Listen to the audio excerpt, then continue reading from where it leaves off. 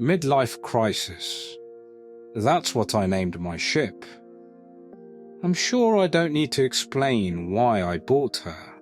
Like many people staring down middle age, I dreamed of sailing away across the ocean and starting a new life. 5 years passed before I ever untied her from the dock. In that time, she lost her pristine shine and the fresh boat smell that had first attracted me. She was still seaworthy, but I regretted waiting so long to take her on her maiden voyage. So I finally set sail across the Atlantic with no real destination in mind. I simply wanted to head east toward Europe. I had burned through every vacation day I'd accumulated over the years, giving myself an entire month at sea. My supplies were minimal: food, radio equipment, and a rudimentary map. Just enough to get by. One night, while sitting on the deck and letting the waves gently rock the boat, I spotted something on the horizon. At first it was just a white shape against the dark blue expanse of the ocean. Impossible to miss, yet too distant to identify. Curious, I set down my lukewarm beer and moved toward the bow, without taking my eyes off the object. I fumbled around the control console until I found my binoculars. The lenses were smeared, turning the distant shape into a blurry streak. After wiping them clean on my shirt, I looked again. I expected to see a buoy or floating debris. Instead, I saw a woman. She was walking on the waves. She rose and fell with each swell of the ocean without sinking or floating. She simply strolled across the water as though it were solid ground. I lowered the binoculars and rubbed my eyes. I must be dreaming. Surely I'd wake up in my cot any moment, and this bizarre image would dissolve like a half-remembered dream. But when I pinched myself, the sting was very real. I was awake. Refusing to believe what I'd seen, I convinced myself she must be a passenger from another vessel, a castaway, someone who had fallen overboard and desperately needed rescue. I started the engine and steered toward her. As the distance closed, I examined her more closely through the binoculars. She wore an elegant white dress, adorned with lilac lace and floral embroidery. The skirt flared outward like the bell of a church. A corset cinched her waist tightly, and long silk gloves stretched from her upper arms to her hands. Beneath the dress, her feet remained hidden, though I imagined she wore heels to match the rest of her attire. Her skin was pale, paler than the moon overhead. Combined with the vivid red lipstick and rosy cheeks, she resembled a porcelain doll more than a living woman. Her immaculate hair was pinned back with a rose brooch and cascaded gracefully down her neck. Around her throat sat a black choker, accompanied by a gold chain and locket that rested against her chest. She looked as though she had stepped straight out of a history book. Mesmerized, I watched her as we moved toward one another. The waves should have pushed her off course, yet she continued in a perfectly straight line. It felt as though some invisible force tethered us together. By the time I was close enough to see her, clearly without the binoculars, I knew she wasn't a castaway. The water beneath her feet appeared solid, clear and crystalline like glass. It rolled and shifted with the ocean, yet somehow remained firm enough to support her weight. I could hear it. The distant clatter of heels against water. Solid sounds where there should have been splashes. Walking where there should have been swimming.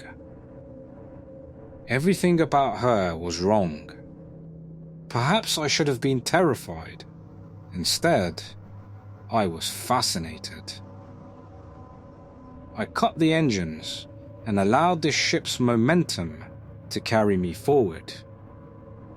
Somehow, I felt that if I missed this opportunity, I would never get another. A gust of wind carried the scent of roses. For a brief moment, it seemed pleasant. Then I noticed something beneath it, a second odor. The unmistakable smell of decay, like dead rodents rotting in a forgotten shed. The scent shattered my trance. For the first time, fear began to creep in. Who, or what, was she? When the ship finally drifted to a stop, I considered fleeing. I couldn't. Whether it was curiosity, fascination, or simple stupidity, I remained where I was and waited. When she came within range, I tossed her a life preserver. She caught it and held it against her chest. The ring immediately deflated and crumbled apart in her hands. 5 years of neglect, I thought. That had to be the explanation. The woman's sad smile never changed. I motioned for her to move toward the stern, where she could climb aboard using the ladder. She silently obeyed. My heart hammered against my ribs as I lowered the ladder into the sea. She seemed harmless, lost, in need of help. I couldn't have imagined what would happen next. As she climbed, the ladder groaned, metal bent and warped beneath her touch.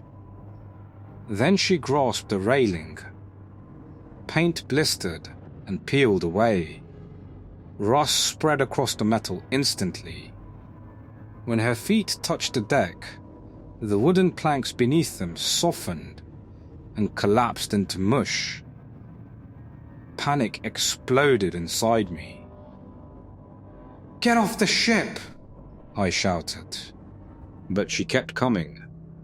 The sadness vanished from her face, replaced by desperate anguish. She opened her mouth and released a silent cry. Instinct took over. I shoved her hard. She tumbled over the side of the boat. The force carried me forward as well, and I stumbled into the rotted hole her feet had left behind. As she fell, her hand shot upward and grabbed my arm. Pain erupted across my skin. It felt like the worst sunburn imaginable. I tore myself free and scrambled backward. The damage had already been done. My skin was peeling away. Raw flesh lay exposed beneath it. Even the cool ocean breeze felt agonizing. The woman clawed at the side of the ship as she drifted below. Wherever her fingers touched, corrosion spread. I peered over the railing. For the first time, I saw her reflection. The beautiful woman was gone. Her hair hung in tangled knots. Her dress was stained with blackened handprints. Boils and scars covered her face, yet her expression remained unchanged. Sad, lonely, desperate. Water began trickling into the boat. She had opened a hole in the hull. Whether intentionally or not, I never found out. I sprinted to the helm and pushed the engine to full power. The ship lurched forward. Then, I rushed below deck to plug the leak. Through the damaged section of the hull, I could see her. She was still following, walking across the water in the wake of my ship, trying to catch me. Fortunately, my boat was faster. After sealing the breach, I returned to the deck. Something glinted in the moonlight. An object hung from the stern railing, swinging gently like a pendulum. Carefully avoiding the rotted sections of the deck, I retrieved it. A gold locket. Strangely, it caused no decay. I slipped it into my pocket and turned the ship toward home. By the time I reached port, I'd almost forgotten about it. My arm was in agony, and I was still trying to process what I'd witnessed. I secured midlife crisis at the dock and went straight to the hospital. The doctors diagnosed my injury as a chemical burn. I didn't argue. Days later, while doing laundry, I heard something rattling inside the washing machine. The locket. I opened it. Inside was a painted portrait of a mustached man wearing a top hat, a fitted coat, and an elaborate bow tie.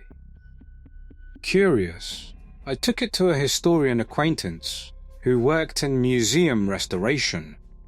He carefully removed the portrait and examined the back. A handwritten note read, Duke Edward Smith, 1885. After some research, he uncovered the story behind the locket. The man in the portrait was Duke Edward Smith. The woman was his wife, Duchess Elizabeth Smith. Rumors claimed Elizabeth had been unfaithful. When she contracted syphilis, Edward had her thrown overboard alive. Legend said she swam after the ship for hours before finally disappearing beneath the waves. Just a few years later, Edward himself was executed under suspicion of witchcraft. And Elizabeth? According to the stories, she never found peace. Now she wanders the ocean, condemned to seek rescue she can never receive. She walks across the waves, searching for a ship willing to save her. But everything she touches withers and dies. She can never be saved.